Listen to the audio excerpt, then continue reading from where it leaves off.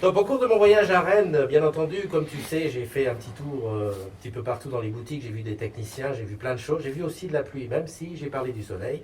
Et bien entendu, à la boutique de Cesson, j'ai fait la connaissance d'Antoine. Enfin, on s'est vu dans la vraie vie. Antoine, bonsoir. Comment vas-tu? Bonsoir Christophe, bonsoir à tous. Bah écoute, je vais super bien, parce que je suis ravi de te rencontrer enfin en vrai, après toutes ces péripéties sur les réseaux qu'on peut suivre au travers du groupe. Est-ce que tu peux te présenter, alors brièvement, j'ai pas besoin d'un CV complet, mais te présenter auprès de nos collègues et de ceux qui te connaissent peut-être. Eh bien écoutez, je suis manager de boutique aujourd'hui, responsable de la boutique de Cesson-Sévigné sur le secteur Île d'Armor, une boutique en périphérie rennaise. Et ça fait 14 ans que je suis chez Orange et j'ai commencé en tant que conseiller commercial dans une boutique. Et pour toi, le métier de conseiller commercial, disons dans une boutique aujourd'hui, qu'est-ce que c'est, si tu devais le définir? Pour moi, le métier de conseiller commercial ou le métier de manager en boutique, c'est être proche de ses équipes, être proche de ses clients, s'assurer de la satisfaction client puisque c'est eux au quotidien qui nous font vivre. Et c'est de mettre tout en place pour pouvoir assurer l'accueil en bonne et due forme des clients en ayant en tête leur sécurité et la sécurité des salariés. Tu m'as emmené chez un de tes clients, Marc. Écoute, présente-nous Marc, vous êtes tous les deux à l'image. Donc en effet, suite à la crise Covid il y a 2 ans, on cherchait à la DOS des solutions pour sécuriser l'accueil des clients en boutique. Et travaillant avec un client professionnel de la boutique de Fougères où j'étais précédemment, Marc, qui est à côté de moi, qui a une entreprise au savoir-faire français, qui nous a proposé des parois en carton pour sécuriser l'accès dans nos boutiques de la DOS. Alors, même exercice pour toi Marc, vas-y, présente-toi. Alors, Bonjour à tous. Donc je suis Marc Lafarge, directeur de Au-delà du chocolat. J'ai créé cette entreprise il y a maintenant 25 ans et nous avons 3 départements. Un département où nous fabriquons du chocolat et du packaging, un département où nous fabriquons de la maroquinerie et un département où nous fabriquons tout ce qui est carton, PLV, mobilier en carton. Alors, est-ce que tu peux nous dire comme ça en quelques mots quels sont les rapports que tu entretiens avec donc, Antoine, qui est ton point d'entrée avec Orange et depuis quand ça dure? Alors en 2014, on a déménagé d'entreprise de la Mayenne, on s'est installé à Fougères, une grosse mise en place au niveau de la téléphonie et on avait en même temps tous les problèmes de portable qu'il fallait modifier et c'est là que j'ai eu l'occasion de rencontrer Antoine et qui nous a un petit peu soutenus aussi parce qu'on avait des difficultés de temps en temps, donc ça nous a permis d'avoir un lien pour faire une très très bonne installation et avoir toujours des solutions.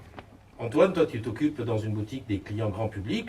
Marc est un client entreprise. Qu'est-ce que tu as dû faire pour l'aider? Déjà, il a fallu accueillir le client, comprendre sa problématique, trouver les interlocuteurs qui pouvaient dépanner un client assez rapidement sur des solutions de déménagement, de téléphonie, de revue de contrat sur des offres qu'on ne gère pas forcément en boutique, faire le lien entre le client et son gestionnaire de portefeuille. Eh bien justement, donc une fois que Antoine a tout son système informatique, ses lignes de téléphone, ses mobiles qui fonctionnent, c'est à toi d'avoir besoin de lui, d'avoir l'idée de le faire intervenir dans toutes ses protections.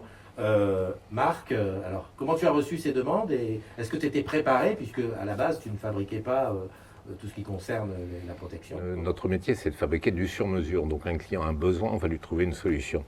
On a un parc machine qui nous permet de transformer quasiment toutes les matières. Et la problématique qu'il y avait pour entrer dans les boutiques, problématique aussi de visière, puisqu'il y avait un souci de sécurité au niveau de visière. Et nous, on a mis nos machines en place, on a pris les matières que l'on a achetées dans la région pour pouvoir apporter une solution et fabriquer ces produits, ce qui est notre métier. Antoine, quels ont été les délais qui ont été proposés par Marc? Les délais ont été assez courts. Les visières, on les a eues en 3 jours après la réouverture, puisque c'était fabriqué sur site. On a pu les faire livrer par Chronopost. Moi, j'étais à côté, j'ai pu en dispatcher dans les boutiques sur lesquelles j'étais proche. Les parois également ont été livrées très très rapidement une fois que le bon de commande a été signé. Moi, ce qui me plaît vraiment dans cette relation tripartite, aussi bien pour Orange que le client qui est Marc et pour moi qui était boutique salarié, c'était d'être en sécurité avec des produits fabriqués en France, avec des impacts écologiques diminués par rapport à la taille que ça prend, et de faire vivre une entreprise qui est aussi un client de chez Orange et qui nous fait travailler et qui nous fait confiance depuis 25 ans. Marc, comment tu fais pour arriver à lui faire des propositions? Il y a un bureau d'études. Donc on est avant tout une équipe de créatifs, une équipe de techniciens, une équipe de passionnés aussi. Et notre métier, c'est la recherche. Du fait de jamais sous-traiter aucun produit, ça nous permet de connaître beaucoup de choses et surtout de faire des tests, et ce qui nous permettra d'apporter toujours une solution au client. On a une force, c'est de maîtriser toutes les matières, le carton, le plastique, la mousse, le chocolat bien sûr dans le département chocolat. On fait de la maroquinerie, donc de travailler tout ce qui est simili-cuir, cuir, synderme et autres matières. Voilà, notre job c'est toujours de trouver une solution et on la trouve quasiment tout le temps. Alors j'ai de la chance moi aujourd'hui, c'est d'avoir en face de moi un collègue de boutique, mais aussi de l'autre côté un industriel. Et là j'ai l'impression que c'est vraiment une vraie relation entre partenaires. Je sais que dans notre quotidien, on a des clients particuliers, des clients professionnels qui ont des solutions de téléphonie apportées par Orange. Mais ces clients professionnels, ils ont une activité et en étant à leur écoute, on sait quel domaine d'activité ils ont et quel domaine il peut nous servir un jour. Donc là, en l'occurrence, c'était Marc, puisque par rapport aux parois, par rapport aux visières. Je sais très bien aussi aujourd'hui que les objets publicitaires proposés par la société sur des supports chocolat, c'est des supports qu'on n'a pas forcément l'habitude de voir. C'est des supports qui sont... Enfin voilà, c'est cette relation de faire travailler des clients aussi qui sont clients d'Orange et c'est de trouver cette relation gagnant-gagnant comme on a tous les jours au quotidien.